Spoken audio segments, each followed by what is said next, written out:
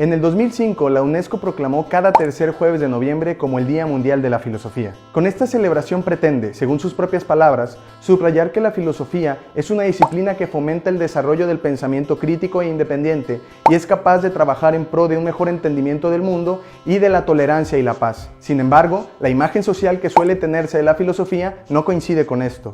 Pero este tipo de ideas pareciera llevarnos a pensar que la filosofía en realidad no tiene mucho sentido. ¿Es esto cierto? ¿Es la filosofía una actividad improductiva y por lo tanto totalmente innecesaria? Si es así, entonces ¿por qué promoverla con un día mundial? Hagamos una breve reflexión filosófica para descubrirlo. Acompáñame y piénsalo.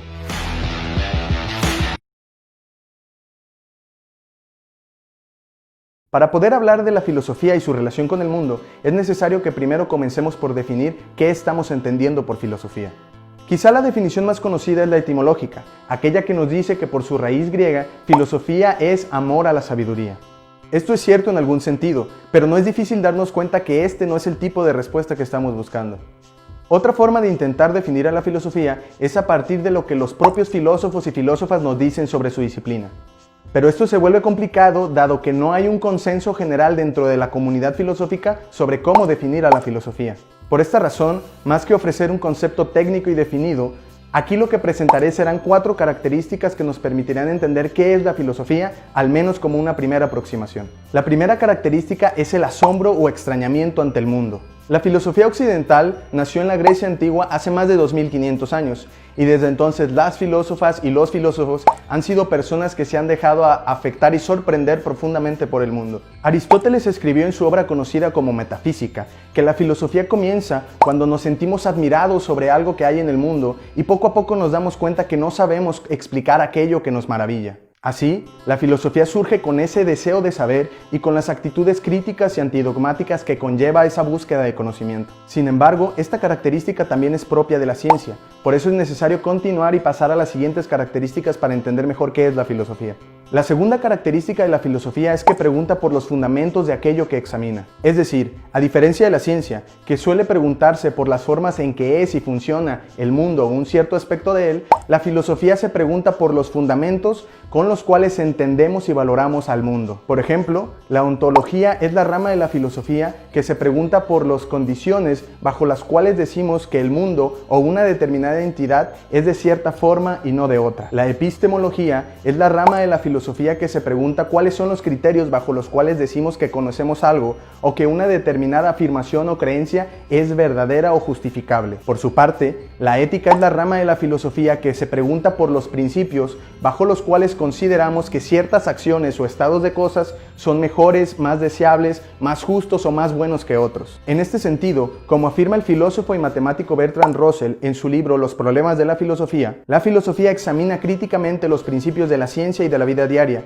examina sus incongruencias y los acepta únicamente si no hay razones para rechazarlos. La tercera característica de la filosofía es que utiliza la argumentación racional como su método de investigación. Dicho con otras palabras, para analizar los fundamentos de aquello que examina, la filosofía analiza los conceptos y los argumentos con los cuales se pretenda justificar aquella postura que lo describe. De esta manera, como sostiene la filósofa mexicana Paulina Rivero Weber en su libro Ética, un curso universitario, las y los filósofos no buscan convencer de sus ideas a partir de la retórica, sino exponiendo los fundamentos de los mismos. El filósofo estadounidense James Rachels sintetizará esta idea en su libro Introducción a la filosofía moral al afirmar que la filosofía es un ejercicio de razones, por lo que las ideas o teorías que debemos aprobar son las que tienen un mejor sustento de su lado.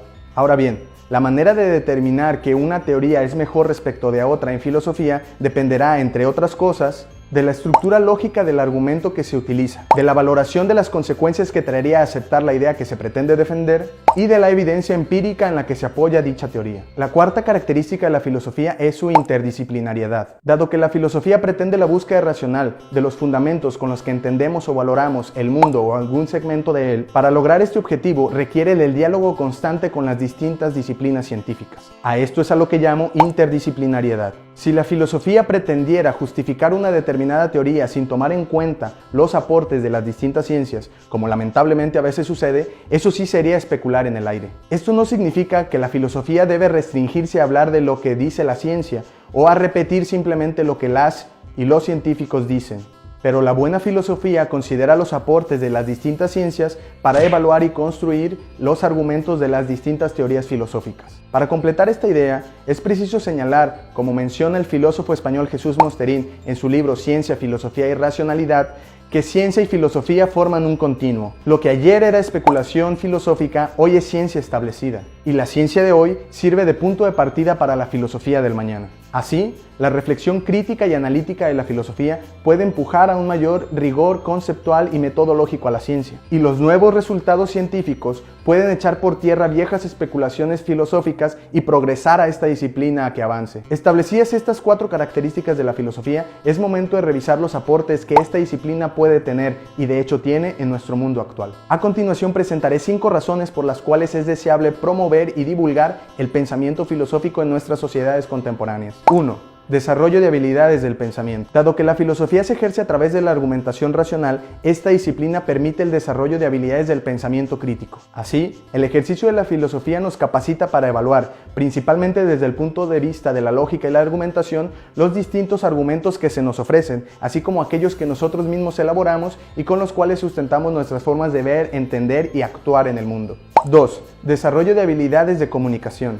Toda vez que la filosofía pretende valorar sus teorías a partir de la exposición y discusión racional de las mismas, la práctica de esta disciplina permite la adquisición de habilidades para comunicar las propias ideas en un lenguaje claro, coherente y bajo una estructura lógica que facilite el intercambio de argumentos. 3. Desarrollo de una perspectiva interdisciplinar. Puesto que el ejercicio filosófico requiere del conocimiento de los aportes científicos sobre el objeto que estudia, la filosofía desarrolla el interés y la valoración positiva de las ciencias. Esto conlleva la apertura a una forma de entender el mundo desde una perspectiva plural e interdisciplinar.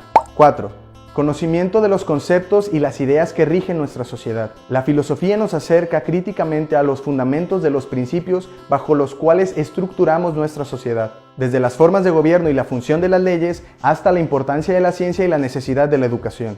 También analiza nuestras ideas sobre conceptos sociales fundamentales como justicia, libertad, igualdad y democracia. Esto nos lleva a un mejor entendimiento de la sociedad y a un mayor compromiso con su transformación.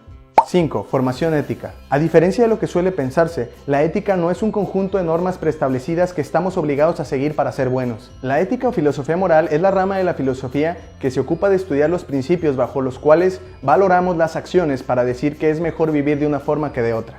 Así, la reflexión ética nos otorga la posibilidad de poder tomar nuestra vida en nuestras manos y decidir el tipo de relaciones que queremos llevar con nosotros mismos, con los demás y con el mundo, tanto a nivel personal como colectivo. En conclusión, la filosofía es una disciplina relevante no solo para quienes se dedican a ella o a la investigación académica.